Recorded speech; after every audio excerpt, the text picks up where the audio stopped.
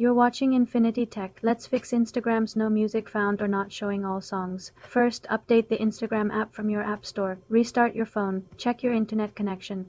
Switch between Wi-Fi and mobile data. The music library requires a strong connection. Clear Instagram's cache on Android via Settings, Apps, Instagram, Storage, then Clear Cache. On iPhone, offload the app. Ensure your account is not set to a professional type. Sometimes switching to a personal account helps. Go to your profile settings, account type, and switch. Check if Instagram has permission to access your media. On iPhone, go to Settings, Privacy and Security, then Media, and ensure Instagram is allowed. The issue might be regional. Some songs are not available in all countries. Try using a VPN to see if music appears. Log out of Instagram and log back in. If you're adding music to a story, ensure you're not using a template that blocks the sticker. Try creating a new story from scratch. For more simple computer tutorials, subscribe to the channel.